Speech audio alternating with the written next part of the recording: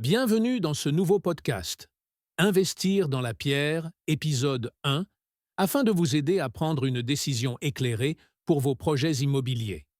Je suis Paul, agent immobilier, et je vais répondre à une question qui revient souvent.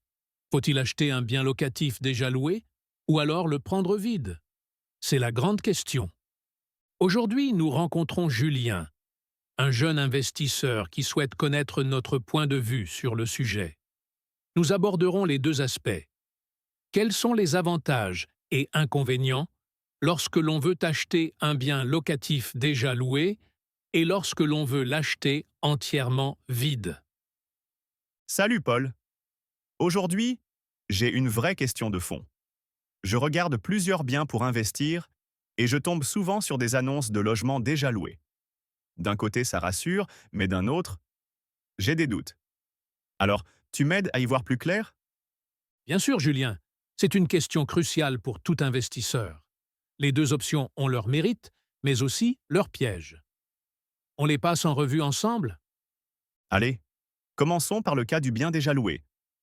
Ça a l'air pratique, non? Carrément. Le premier gros avantage, c'est le loyer qui tombe dès le jour 1. Pas de vacances locatives, pas besoin de chercher un locataire. Tout est en place. Donc cash flow immédiat. Exactement.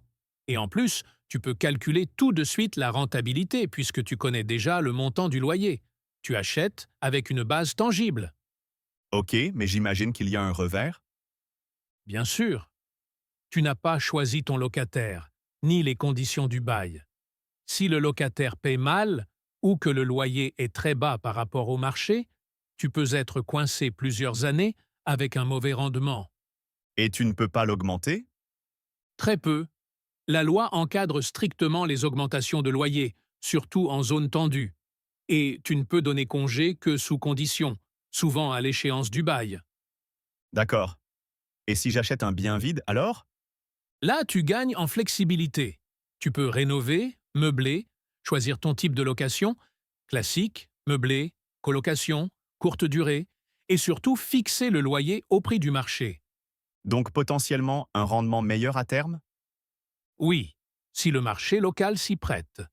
Et tu choisis ton locataire après étude de dossier, donc tu limites les risques d'impayés. Et les inconvénients? Tu prends un risque de vacances locatives. Trouver un locataire prend du temps, surtout si le bien n'est pas prêt ou mal situé. Et pendant ce temps, tu rembourses ton crédit sans revenu. Et toi, Paul, tu conseillerais quoi à un investisseur comme moi qui démarre? Si tu veux du 100% sécurisé et sans prise de tête immédiate, un bien déjà loué peut convenir, mais seulement si le locataire est fiable et le loyer correct. Et surtout, regarde bien les extraits de compte ou l'historique des paiements, des irrégularités, des retards fréquents, même de quelques jours, sont souvent un signal d'alerte. Ça peut indiquer des difficultés financières ou un manque de rigueur, et donc des problèmes à venir, Julien. Et si je suis prêt à bosser un peu plus et prendre un peu de risque? Alors, acheter vide est souvent plus rentable à moyen terme. Tu reprends la main sur tout. Travaux, fiscalité, choix de la stratégie. Mais il faut un peu d'expérience ou être bien accompagné. Merci, Paul, c'est clair. Je vais creuser les deux pistes, mais je sais maintenant où poser les bonnes questions. C'est tout ce que l'on peut souhaiter. Et n'oubliez pas, un bon investissement, c'est un achat bien négocié, mais surtout bien réfléchi. Maintenant, c'est à vous de jouer.